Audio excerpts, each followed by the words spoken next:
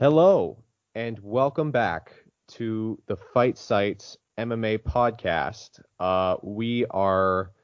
Sriram and I had to spend a little time in the stockade because we did not record an episode last week after Poirier Hooker.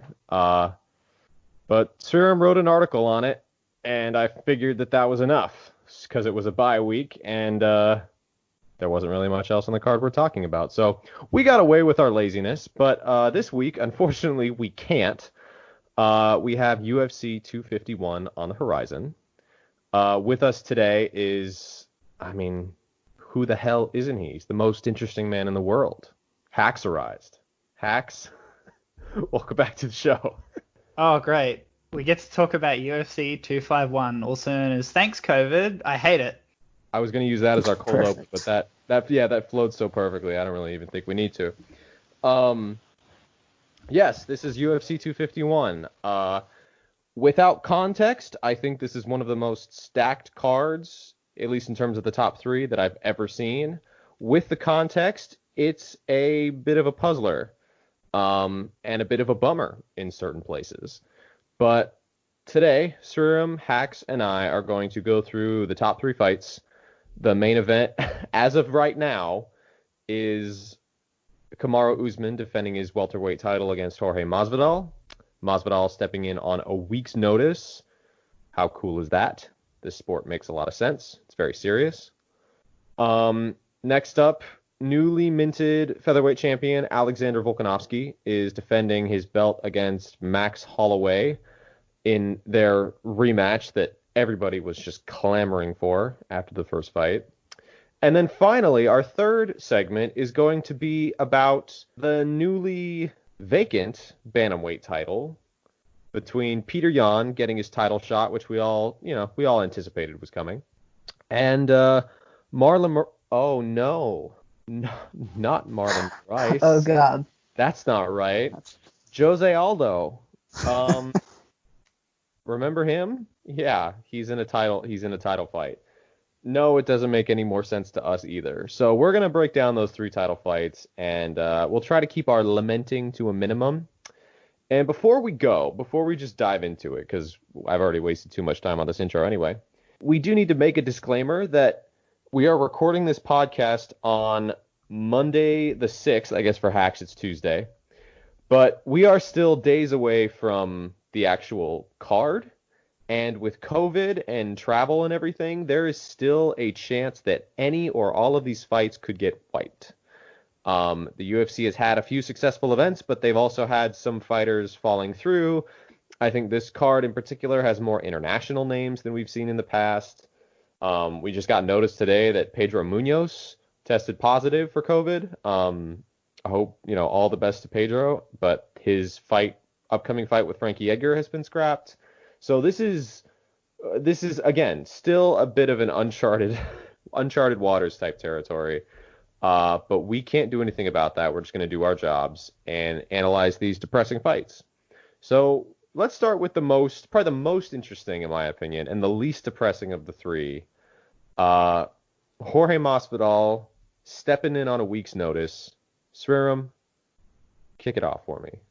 Yeah, so I think first of all, you kind of have to give props to Masvidal. So right after the fight against Darren Till, the thing that he said was something like, I don't want all these people calling me out on social media. I'm here to fight the best in the world. And then he went on to fight two of the guys who were calling him out on social media and were not the best in the world. So it's a nice change of tone for him to be fighting someone who's actually the best in the world right now, because I think collectively that's the kind of fight that we all wanted to see from him, because I don't think there's much of a question that he's elite. There are people who say that he isn't because of his recent competition, but I think he's pretty decidedly elite at welterweight. But he hasn't really been fighting the guys who I'd say would test that, and Usman's definitely one. So this is Masvidal's first interesting fight in over a year, since March of 2019. So pretty good move. If it wasn't this, it probably would have been Nick Diaz. So a lot of respect to Masvidal for making this happen. But yeah, in broad terms, I'm not sure how much of the stylistic read is even going to come into play because it's on a week's notice. Masvidal's pretty notorious for getting pretty chubby out of camp. So he's apparently been training. But all that said, there's not much to say on whether all the style stuff will come to fruition. But I think one interesting thing about this is that Usman's last couple fights, they've been against guys who either can't punch or can't box.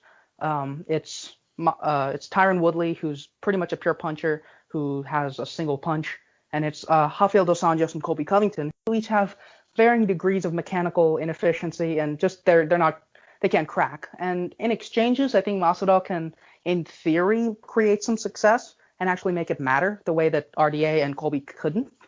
But then you've got the elephant in the room, which is the wrestling. And I think Masvidal, Ed wrote an article about Masvidal's wrestling. It's pretty solid. He's very good, especially on the wrist, which goes into his clinch advantage over most guys. He probably won't have that against Usman, but he's very good. But Usman's just a different animal in that sort of range. It's going to be interesting to see if Masvidal can have urgency to keep out of those ranges rather than concede it the way he did against Damian Maia. Hax, would you co-sign a lot of this?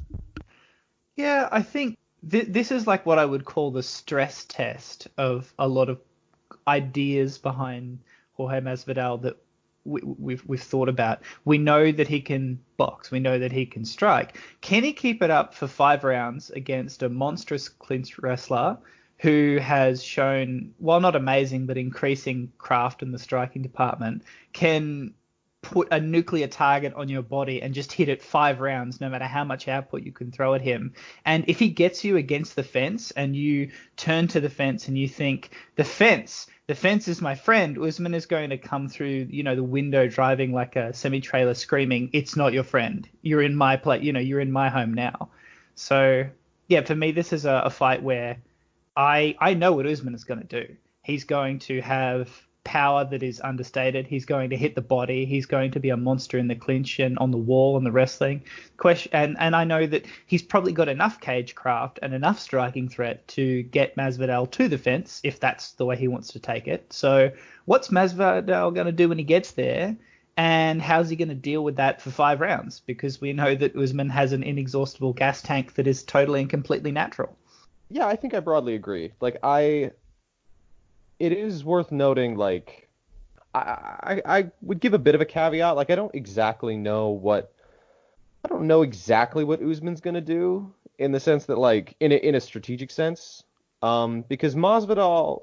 One thing that's important to note about Masvidal is he is still probably one of the most well-rounded fighters in the sport. It's very hard to kind of beat Masvidal with a singular sort of skill set, and he can be out-wrestled, but he's hard to consistently build wrestling against. If Usman, I think the way Usman probably wants to approach this, if I had to come up with a game plan for him on the fly, I agree. I think hitting the body would be smart. I don't think he should back down from exchanges, but I also don't think he should be trying to force them as regularly as he did against Colby. I think establishing the threat of the wrestling is a big one. The clinch is an interesting one to me because Masvidal is a sneakily violent and strong clinch fighter. I don't think that he's better than Usman in the clinch, but sometimes when you have a fighter who's used to being so domineering in the clinch as Usman is, RDA's offense in the clinch quickly fizzled out after about 2 rounds. Woodley never had anything to offer him in the clinch to begin with, so it wasn't hard for Usman to just sort of punch his way in, limp arm out with on one side, have an underhook, and then just start smashing Woodley's body. It's an exhausting, authoritative kind of clinch game. But I do wonder, because Masvidal is very competent there, and he might actually make Usman a little bit hesitant early. I guess what I'm trying to say is Masvidal has enough skills in enough areas that he actually might be able to force Usman to respect him a bit. I think Usman very much thrives on his confidence, and I've seen Usman be tentative against certain breeds of fighters. He was more willing to exchange with Tyron Woodley than he was Damian Maia. I think as his championship run has gotten furthered, and he's won the title and so forth, I think he has cooled off a bit and kind of learned to just sort of flow between skill sets. But it's not uninteresting. Yeah. I mean, I think that's one interesting thing about Masvidal is that even though he's a former lightweight like RDA, he doesn't really look small for the weight class, in my opinion. Like, he's incredibly physical in the clinch, as you mentioned, and RDA's issue against Usman, a lot of it was just skill, because Usman's a very, very skilled clinch fighter. But I'd argue just as much is Usman's just insane physicality there. And the physicality difference between Usman at 170 and RDA at 170 is about as big as you can find at the weight class, period. So if you look at Masvidal, he's going to have some success in the clinch early, in my opinion, because, I mean, RDA did. And the guys who just got rolled over completely by Usman in the clinch, like Tyron Woodley, they just didn't have a clinch game whatsoever. He had the Anthony Pettis clinch game. So I don't think Masvidal just gets rolled, but I think it's a little bit likely that Usman just figures out what Masvidal does in the clinch, wears him out in there, and just takes over with his physicality. I think that's probably the most likely clinch scenario, but him getting backed off is not probable, possible. I think there's a certain type of fight that we talk about, which is this idea that you can win a fight by making the other guy be the best version of themselves, making them consistently fight your fight. And I feel like Usman's path to win against Masvidal is actually, in a sense, to kind of almost abuse the fact that Masvidal is very well-rounded and has confidence in his well-roundedness. I feel like where this fight goes where Usman wins is Usman goes, I'll fight you anywhere, but I'm never going to fight you in one specific sphere of the game, striking, wrestling, clinching, for more than, say, a couple of seconds. And every single time we transition out of a specific area, so maybe you think I'm going to cage wrestle you, maybe you think I'm going to try and knock you out with my power, he punctuates it with a lot of attacks to the body.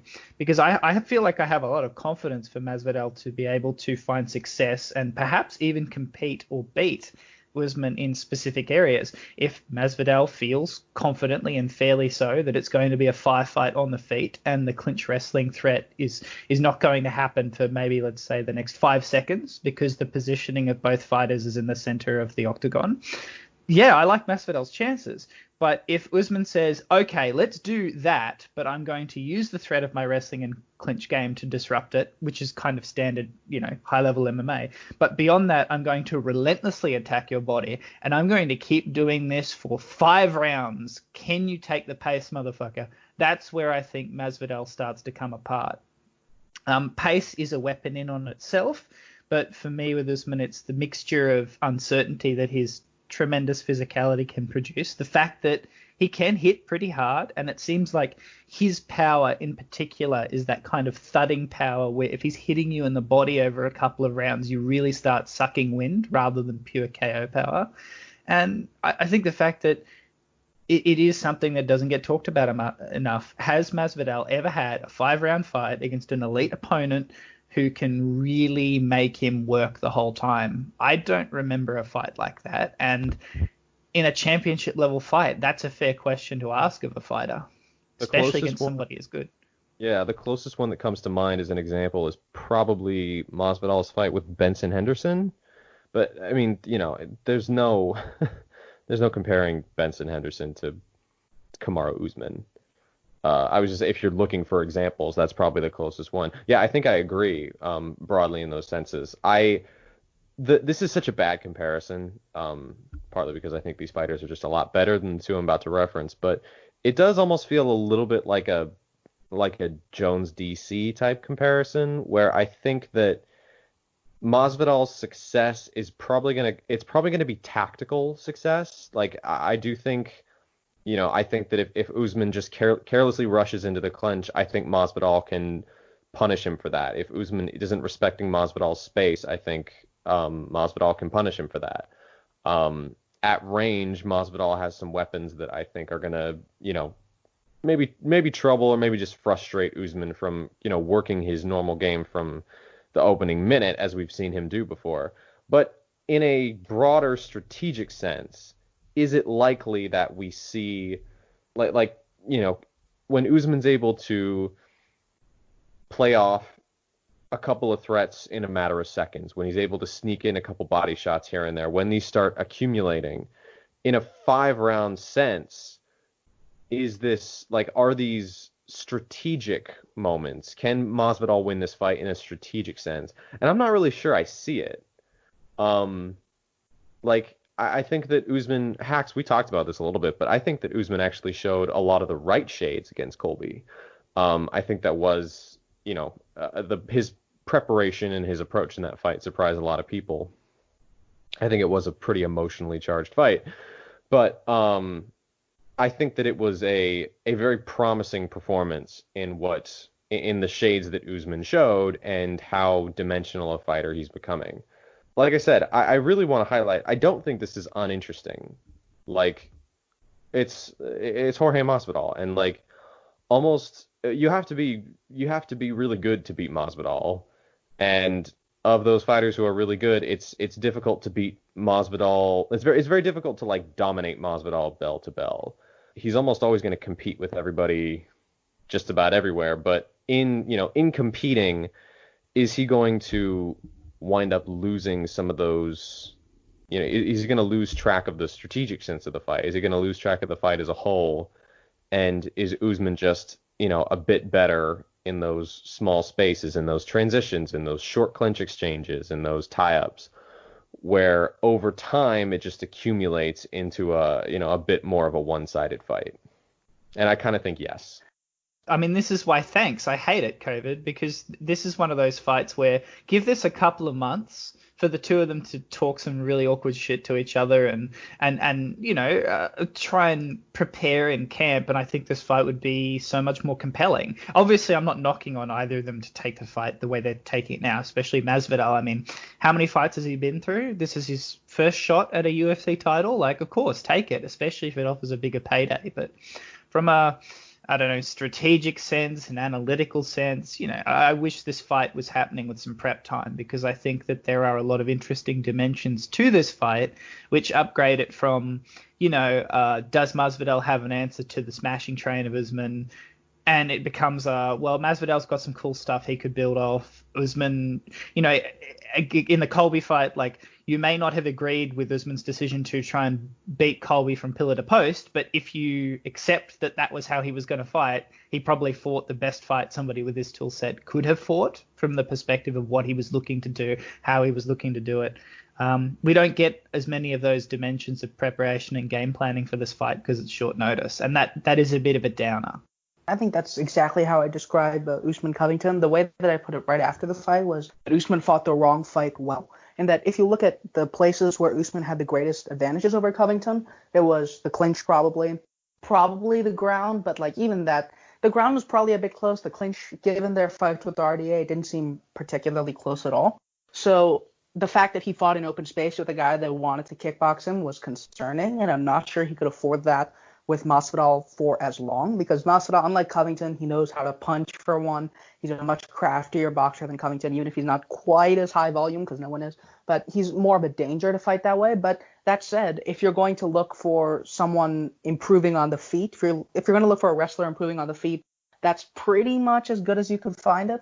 So yeah, the emotions came into it, plus Covington just having the reputation, I suppose. Masvidal, he doesn't have that reputation, but I think it could go back to that Usman kind of getting scared off. I don't want to say scared off. He's getting a bit less confident than he was in certain phases against like Damian Maia, against like, for example, when he got hit hard by Emil Meek, which was, he improved a lot after that, but it's early fights are sometimes a bit useful in looking at this stuff. If Masvidal gives Usman enough resistance in the clinch, I think there's a route for Masvidal to like hit him hard once and be like, okay, I need to be a little bit more careful in entering the clinch than I used to be. But in any sense, I don't really see Usman abandoning his biggest areas of strength the way he did against Covington, just because there's so much more danger in this fight. I'm kind of feeling Usman by decision that starts competitive and kind of gradually gets a little more one-sided. You guys agree? Yep. I mean, isn't it like fight site rules that whenever everybody predicts a decision, it's important that somebody predicts like a 5-second knockout to the other way? So let's just say Masvidal by flying knee, because if it actually happens, oh my god, I'm never gonna let anyone live it down. Incredible.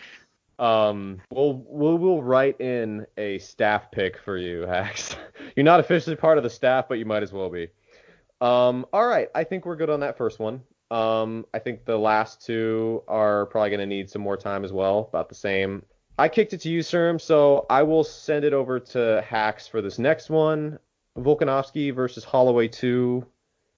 Hacks, this may not be the saddest or weirdest fight of the three, but it has me feeling a certain kind of way. How are you feeling about it? Well, I mean, I just read an article where apparently Volkanovski is pushing for this rematch, not Max. In which case my response is, damn, channeling the Floyd Mayweather there, Volkanovski. That's a smart move.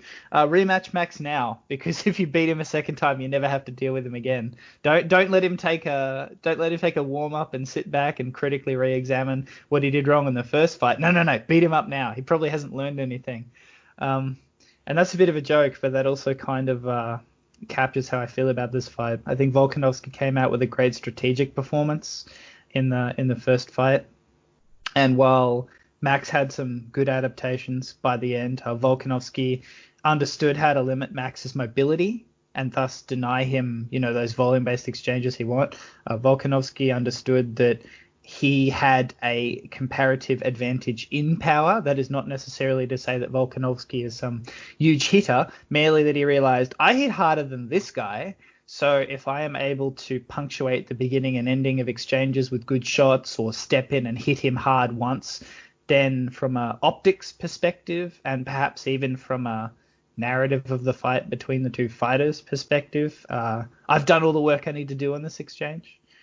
Like Volkanovski did a lot of good things, and Max had some good adaptations, but I don't think Max is winning any rematch unless he really sits down and thinks about the weaknesses in his game, the limitations that have seemed apparent since I think at least the Dustin fight, and really makes an effort to tackle those. I don't think he's had enough time to do that, obviously in part due to COVID. I don't truly know if his camp and him as a fighter is capable of doing all of those re-examinations and then bringing it to Volkanovski in a rematch. Of course, nobody can really know that. We only know after the fight.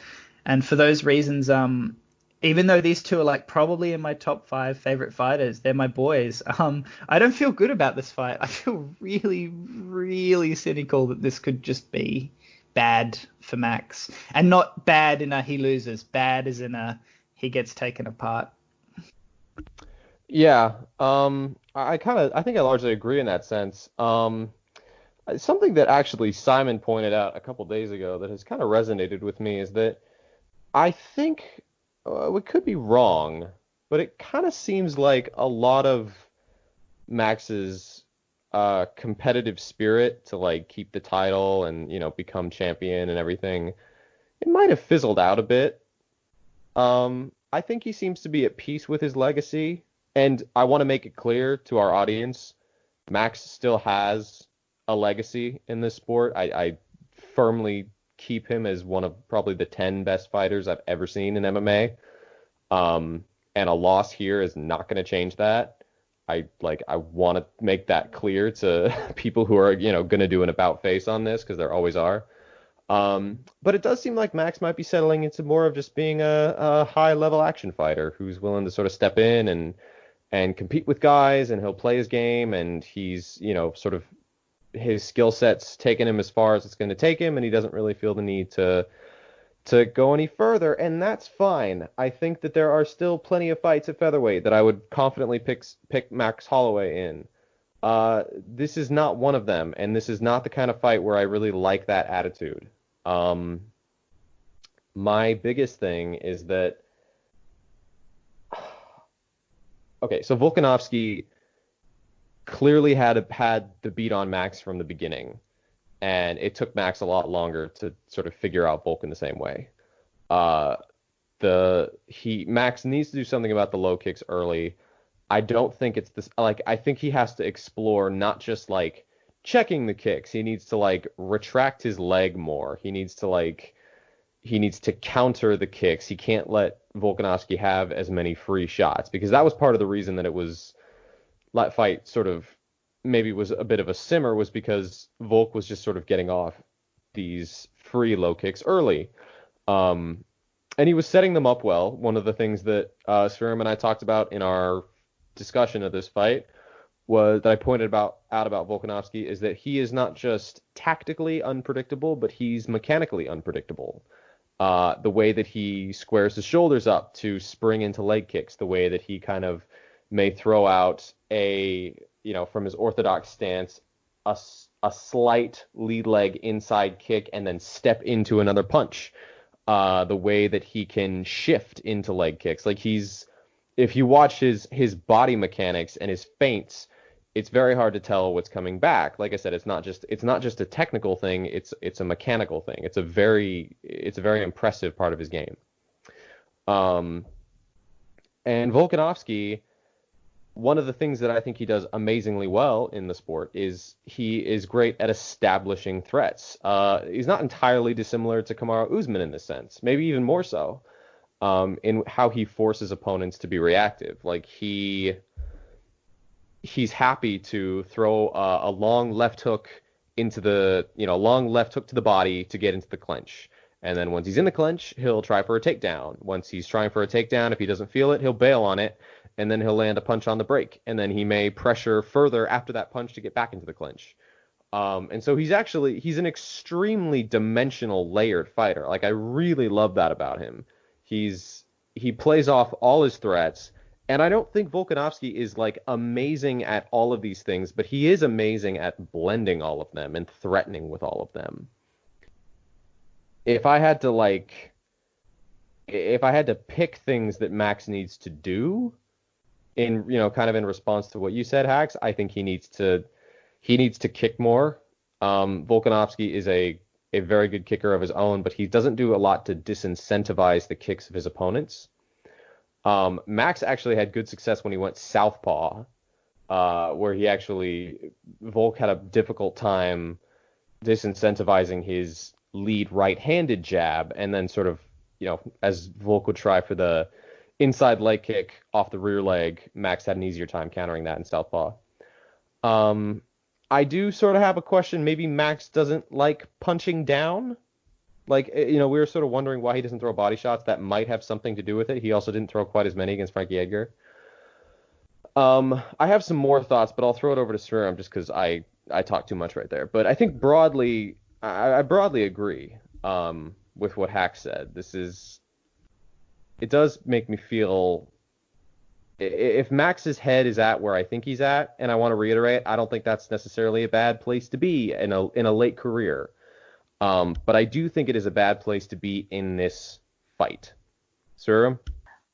I'm not exactly sure whether I've accepted being high-level action fighter is necessarily true, but I think it's something that you pointed out in one of your earlier articles on Max. I think you called it a champion's journey, but it was the fact that Holloway, all the way up until Ortega and Poirier, Holloway was still fighting like a contender, in that he wanted to make a stamp on things. It was like he was trying to earn something that he didn't have at that point. The way he fought against Ortega was absolutely magnificent, and I think a lot of champions don't fight that way. When you go on to the Edgar fight, you're gonna be like, yes, Max has made this change. He's went from guy who wants to destroy people with volume to guy who wants to command the fight. He's not taking as many risks in the pocket. He just doesn't want to be there as much. But I think you could argue he overcorrected a bit, or at the very least, he changed his strategy when he should have improved. And that's easy to say from where I'm standing. But the problem for Max is that he lives on exchanges, but he doesn't necessarily have the defense in exchanges that he could need. So his solution to that for Edgar, which was a passable testing ground, and that's kind of how you had to treat the fight. But his solution for Edgar was, I'm not going to exchange as much with this guy I can totally afford to exchange with. I'm just going to treat this as I can hit this guy whenever I want. I'm going to practice not hitting him as much as I might want to, because, I don't necessarily have the tools to do this with everybody. But the fact that he needed to limit the exchanges with Edgar kind of played into Volkanovski's hands, because when Volkanovski hit Max with a counter, he wasn't as keen to just sit in the pocket, throw more volume, say, fuck you, I'm staying here, do something about it, or do something more about it, because what you just did, it wasn't enough. That's not what Max did. He was, I'm going to back off, try to find my way into this safer. I agree with the general dynamic of the fight. There's some tragedy in the Holloway story because of all that. If Volkanovski asked for this, the way that Max felt he had to take the fight, and this might be his last opportunity, it might have been easier if he faced someone like Zabit, who he would have had that testing ground against again. But this time it's to bring back some of that aggression, some of that, I don't care what you do, I don't have to care about what you do. It's not there right now, and he can't really afford to do it against Volkanovski unsafely. That's the problem. I mean, I remember standing Volkanovski ultra early, in part because I know some of the people that train with him, so I had the inside look. And I remember like saying a very, very long time ago, it was one of the first things I said in the chat when I kind of started talking to you guys was Volkanovski has a fantastic sense of discipline as a fighter. And the first time he took apart Max, he could see that Max's defense in the pocket is not particularly layered. Take his mobility away, take his angles away, start cracking him with superior power, and it's asking a lot for a fighter, even a fighter as good as Max. Can you feel comfortable in a 5-round fight against a fighter that disciplined to maybe not change your entire style, but be comfortable with a guy who can take you out of your favored style? Like, you can't use your mobility and the angles that you're cutting and exchanges to disguise your, I'm not going to say defensive weaknesses, but your comparative defensive weaknesses. When you're fighting somebody as disciplined as Volkanovski, it's really, really hard to pull that off. And some fights I like talking about techniques, right? But I feel like the Max Volk fight is a fight that is about approach and is about strategy rather than tactics, or even, this guy is particularly comfortable in open stance positioning. He has a beautiful lead, stuff like that. That I don't think that matters here. And that is a thorny question for Max, because I think that is the type of fight where procedurally as a fighter, he is at his weakest. Then you throw in the way their athleticism matches up. I see a path for Max to do things that are good and give him more success against Volkanovski. I do not see a path for Max where I feel comfortable saying with any confidence he can win 3 rounds of this fight. I can see him winning a round or 2 and then Volkanovski being like, oh, I see what you're doing. Well, we've actually come up with something like that because we know you're good and we know your style and we know your areas of confidence. We knew you were going to do this, so now I'm going to do this. And then I can see Max being like, oh, shit. And that's kind of how the fight goes for the remaining rounds. Yeah, I think that's a really good point. You brought up something there that I wanna touch on as well. Is like, I think that Max's answer to a lot, if he feels himself slipping behind in fights or he feels like he has to turn it on, because I do think that Max in general has a pretty good sense of that. His answer is usually just fight back harder. And like it's not a measure of like heart or toughness or even skill from Max. Like he was pushed to the brink against Dustin Poirier and he fought back with everything he had. I'm not knocking him for that. The problem against Volkanovski was that Volkanovski wasn't saying you need to fight back harder. It was like, you can't figure me out. Like it's taking you far too long to get a sense for me, and I have a much better sense for you. And that's the worrying thing, because I sort of wonder if Max turning it up is sort of like Volk going into phase 2 and being like, okay, like he's trying to initiate more. Great. That's another opportunity for me to counter him in the pocket and, layer exchanges before and after and between, kicks and hitting the body and all the threats that I discussed earlier. I am better at sort of creating my own dimensional exchanges and making them stick out. And that, like, Max's usual answer of, I need to turn it up, I'm going to fight back harder, that wasn't enough.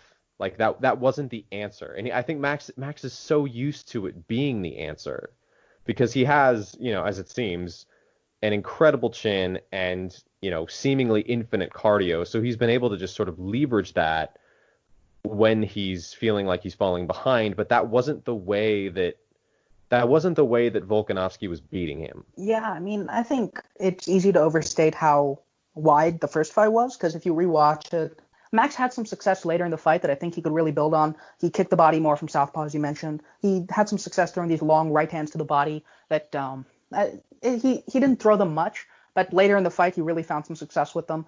It's just that he was too behind in doing the things that he actually did on the regular. He couldn't really enforce his jab with Volkanovski's kicking game and his very, very disciplined counterpunching and his distancing. It's just Volkanovski pretty much cut off the nodal point where Max's game really depends on.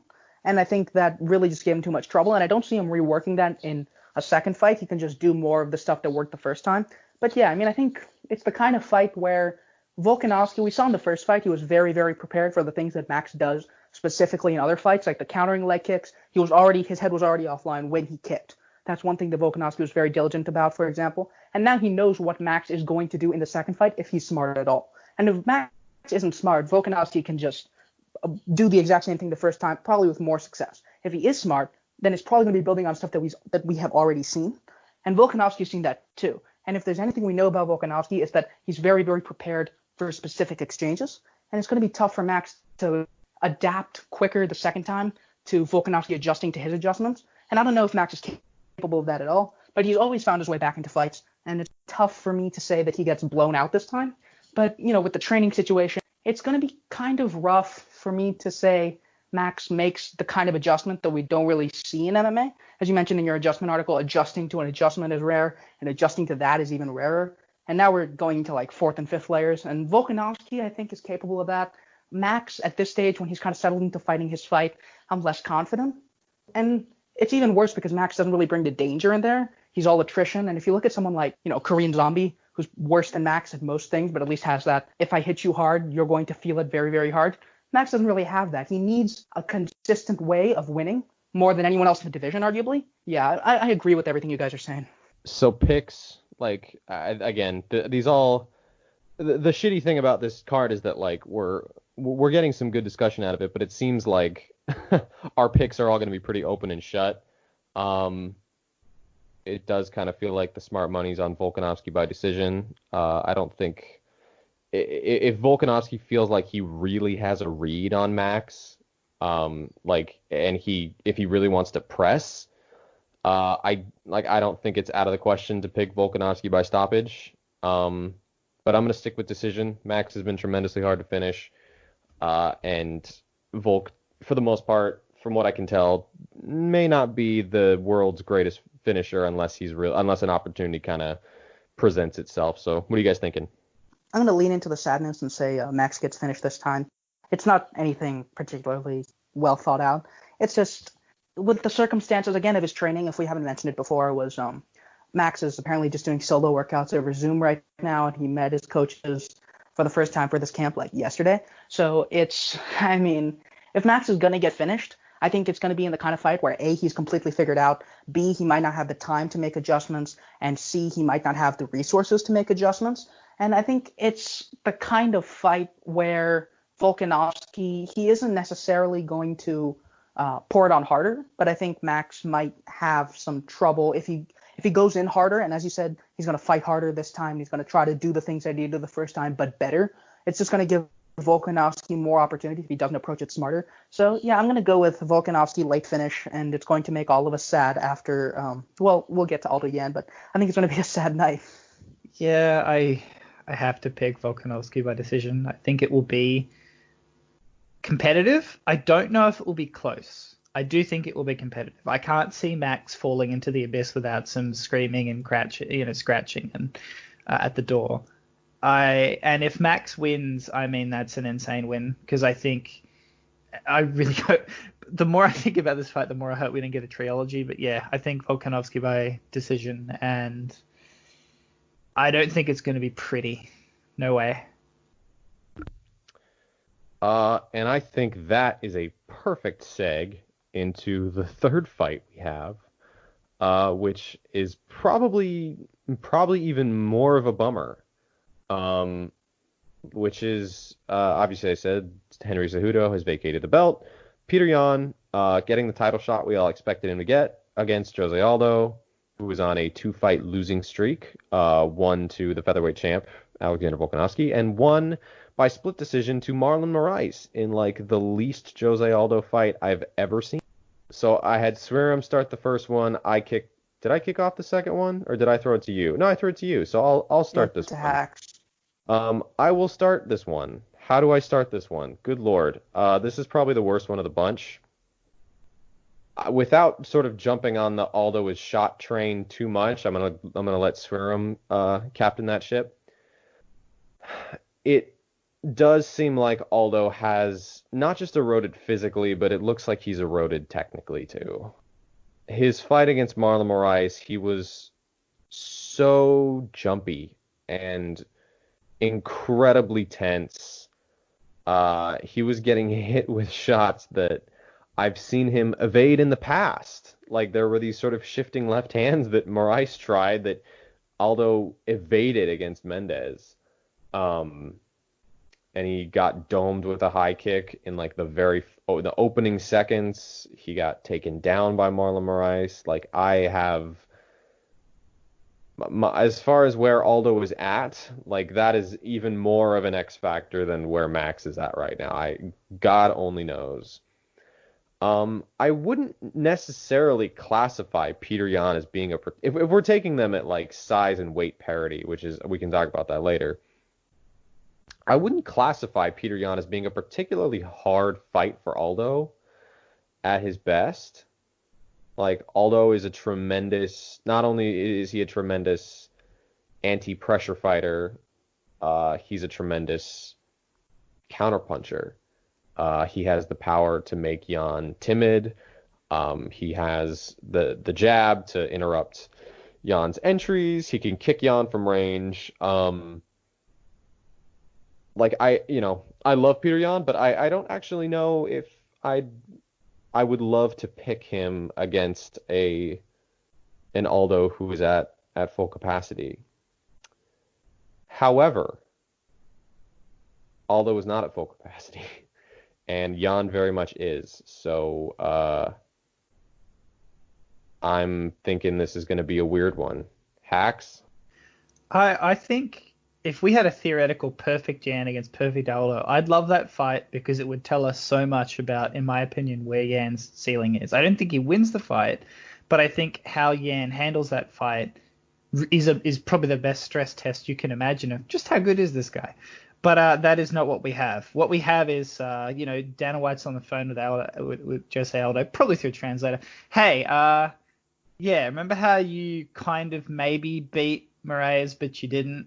And, he has a gas tank of about 1.5 rounds, and you have a gas tank now seemingly of about 1.5 rounds, and he's actually not very good if you, kind of walk at him.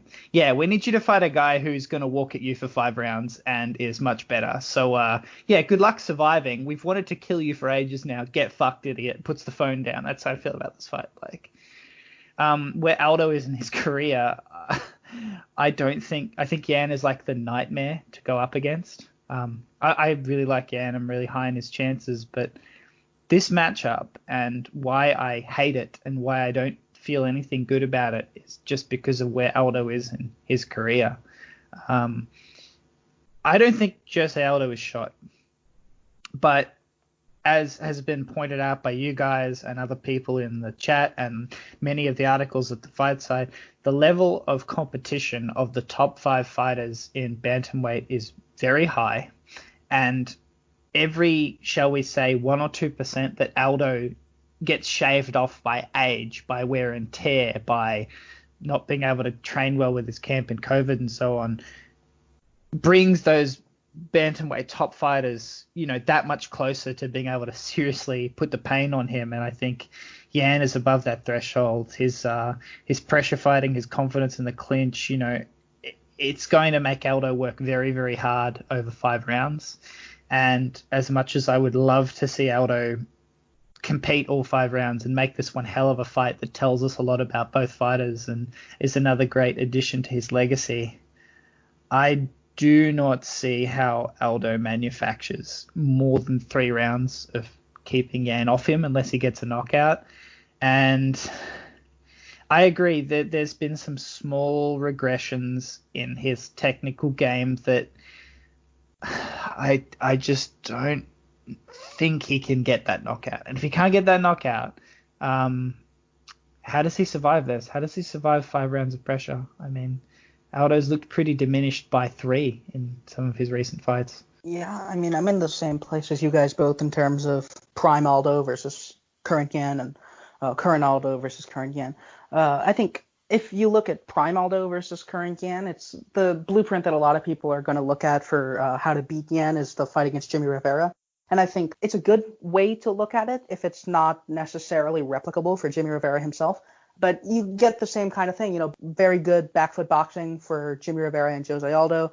You have better ring awareness for Jose Aldo because Jimmy Rivera's biggest problem in that fight arguably wasn't just a big difference in durability and power and exchanges. It was just he couldn't get Yan to stop backing him up to the fence. And when he was backed up to the fence, Yan just beat him up. So although he generally doesn't have that problem, he has his fantastic pivot to cut the exchanges off if Yan tries to put a pace on him, to say nothing of his counterpunching and the fact that he can hit the body of Yan underneath his high guard and punish the shifting stuff that he does.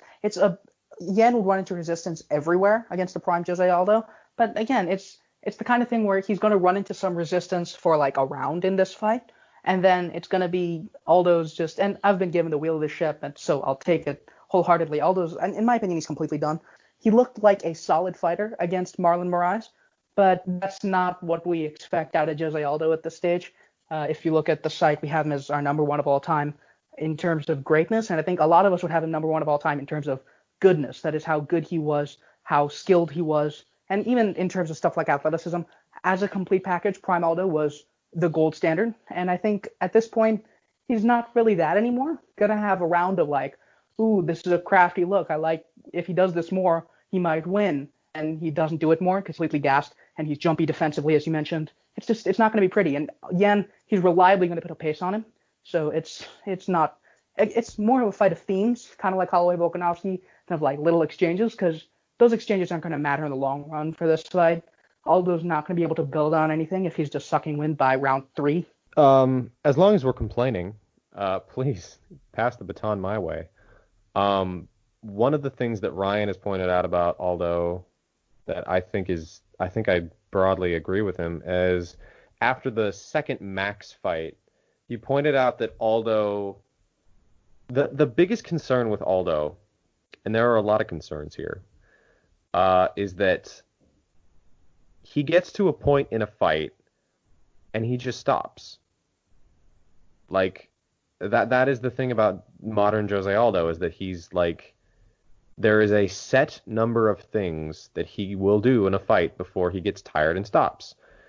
And, to some degree, maybe he always had a set number of things. He was never an infinite cardio fighter, but, he was a much more consummate general of a fight at his peak in terms of dictating exchanges and so forth. And Yan is not going to stop. Like, he's not going to stop hitting his body. He's not going to stop pushing him back. He'll threaten the clinch. He'll open up in combination. He'll throw back at Aldo, and he won't get tired. And I also want to highlight something that's kind of been nagging me, is like, I really do feel, I feel for Yan here. I really do.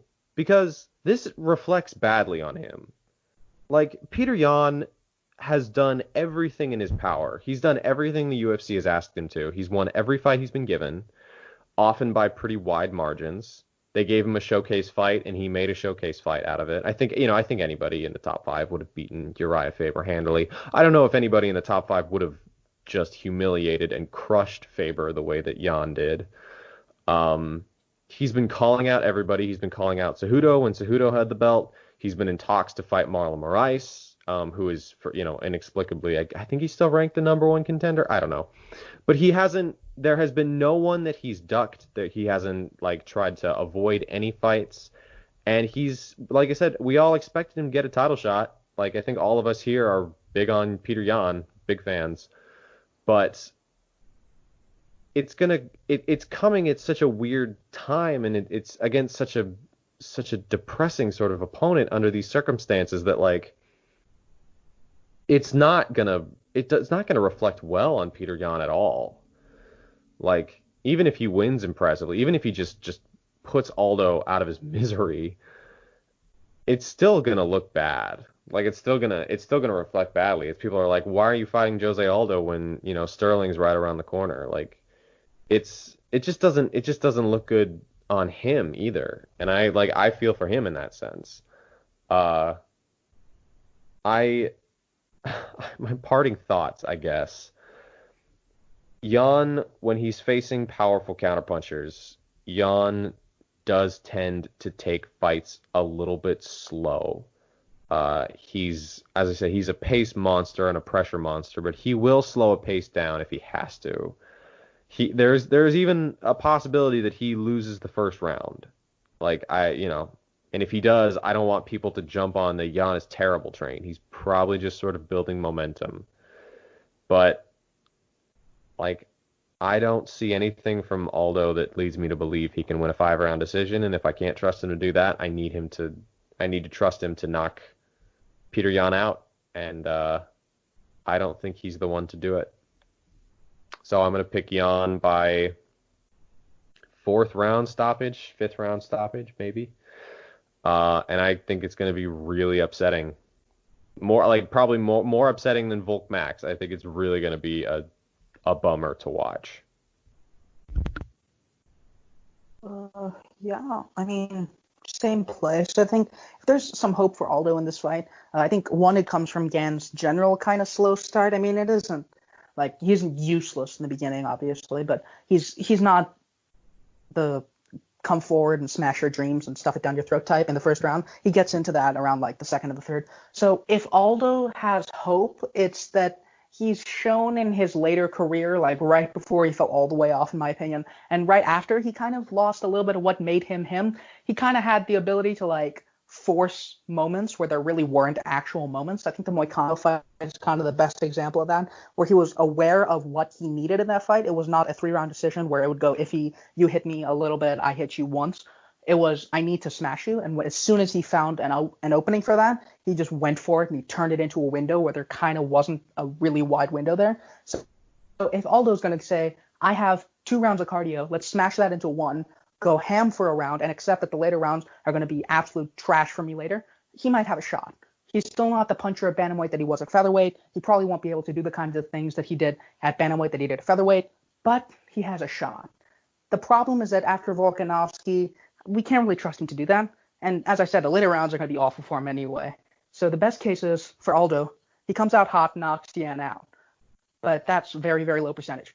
The middle case is he comes out hot, doesn't knock Yan out, and it goes awfully later, so he loses like a late stoppage in a fight where he won a round and a half.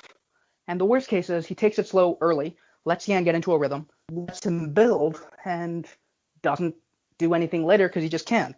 That's just how Aldo is now. And in a 5 round fight that he hadn't been in since, Max 2? In a 5 round fight he hasn't been in since late 2018, that's just not late 2017, I think. That's just not going to happen. So, yeah. Yan, late stoppage, same page. Yeah, I think I'll echo those takes. I would also say I would feel a little bit, maybe not a lot, but a little bit more confident of Aldo getting that kind of first or second round, going all out stoppage win against some other bantamweight fighters. I think Yan is probably going to be the hardest one to do that too, because he's a little bit more scientific than the other top bantamweights. And I do think Yan prepares a little bit better for these types of fights. Like, I think he's more willing than, say, Aljo to be like, okay, well, I'm fighting this guy and he's good at this, this, and this. Okay, if I have to take the first round off to give me the reads and give me the space to impose my game, I'll do that. And it's that patience. It's that patience of Peter Yan that just I can't see Aldo winning unless it's by one of those freak, moments. And I think if Aldo does win, that would be one of the more impressive accomplishments of his career, to be able to find that knockout against a very high-level, patient pressure fighter and fight almost out of style. So, yeah, I think Yan by stoppage, somewhere between rounds 3 to 5. And to sort of wrap this up, I do want to say that this is a bummer because I think we all like and respect all of these fighters a great deal. And I really don't want to see anything bad happen to any of them, to be honest. I'd like to see Masvidal have a good performance against Usman. But I also have been a big fan of what Usman's been doing as the champ. I have been exceedingly impressed with Volkanovski, and he has kind of won me over in recent fights. But Max is, historically one of my favorites to watch. And there's been great expectations on Jan since day one, and Jose Aldo, as Sriram said, like we think incredibly highly of him, historically as a fighter. Like I I don't really know what, I guess the people that follow us probably knew what they were getting into in listening to this podcast, but like I don't really want to see bad things happen to any of these guys. And unfortunately, it seems like that's kind of what we're in for, because a lot of these fights seem pretty stacked one way. Um, yeah, bit of a downer card. Not uninteresting to talk about, and chances are they might not even be uninteresting to watch, but I have a feeling it may set some bad omens for some of these fighters' later careers. Like I said, I don't really know where Max is at in terms of, competitively. Although I think we kind of wish he would have retired a long time ago. Who knows? But nonetheless, these are all still compelling fights in one way or another. They're still interesting. And I think we kind of mined as much as we could out of all of them. Hacks, God damn it, man, I feel bummed out because we love having you on. It's just that this card had to be had to be an uber downer. But I don't really have a lot else. Like I said, all three of these fights, the favorites seems pretty concrete. So UFC 251. Thanks, COVID. I hate it.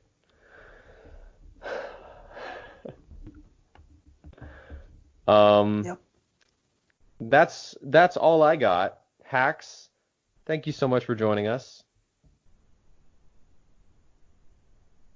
Yeah, I mean, this is the we hate COVID, we hate the UFC, we hate the fact these fighters don't get paid more. We basically hate everything event, and that's good, but that's also bad. Um, there's a lot of boys that might be up for the slaughter on this card, and that also Yeah, is not good. right. But hopefully we get some great fights out of it. Hopefully it gets attention, and hopefully the fighters get paid, which is, I mean, particularly for people like Aldo and Masvidal. Yes, more wins, more legacy for them would be amazing, but pay the goddamn fighters. Like Yeah, how the two of them have both been through what, close to 35 fights for Aldo and over 35 for. Pay the goddamn fighters. it's Give them true. some Yeah. give them some cash for their trouble. Yeah, and Masvidal stepping in on a week's notice. Like we said it before, but like huge, huge respect to the man. Like I don't even care if you aren't a big fan of him. This almost feels like a genuinely insurmountable test for anybody. And it's not really analysis, but I will say, like, if you're looking for fighters to beat Usman on a week's notice, you could do a lot worse than Masvidal. We've seen him look good in pressure cooker kind of environments before. So. On that note, thank you guys for joining us. Those of us can check out our work on thefightsite.com. Today I ran an article, an MMA metagame piece on adjustments. Hax has not read it yet, and I refuse to speak to him until he has. Sriram, do you have anything coming out this week? Do you have anything on the back burner? What are you thinking? I don't believe on. Well, we have the staff picks thing that's like Oh, we have staff generally picks. kind of fluid. Yep. Yeah, I mean that should come out if everyone gets in there, and if anyone's listening, get the fuck in there, please. Yeah, guys, But come on. yeah, for this site, I don't think I have much. I probably do get back to the body lock this time for shorter stuff, but staff picks is generally going to get my opinions. Your body lock mistress. That's it's the second one. I have to stick with it. Hacks, you have an article, I think, that should be running soon, if I'm allowed to say that. Squarespace and LaTeX as formatting don't agree with each other, but hopefully. Okay, but you've written it. Like I know that it's Oh been yeah. Yeah, it's written, and I think you've been talking about it with Ed. So Hax is going to have a piece, but the nutshell is pay the goddamn fighters more. Am I right? Yeah, pretty much. That's it? Yeah. Um, oh God, I had one more thing to say. Yes. So next week, Sriram and I will be back, and we're having our good friend Julian Lung come on for a UFC 251 recap. If any of these fights have been canceled or if something weird happens, and chances are with Jose Aldo fighting, something weird will happen. Uh, we will be there to discuss it. Apart from that, stay tuned to the fight site. Thank you guys for listening, and stay safe. Hey everyone, Sriram here to help pay the bills after we forgot to record this during the main segment, but we actually do have an ad read this time, a very important one. Our first one ever, in fact, so it's very momentous to the fight site. But we've been sponsored by Hyperfly, which is an excellent company who make premium gi and no-gi products, as well as a lot of leisure wear. So if you go to the link at the bottom of our website, it's a banner that says Hyperfly. You'll be able to get some great merchandise for yourself and be able to support your favorite writers on the internet / podcasters / what have you. We're a renaissance men. And if you do that, we'll really appreciate it, in addition to the usual stuff of just spreading our stuff all over the internet and donating to the Patreon if you can. Thanks for listening, and we hope you enjoyed the show.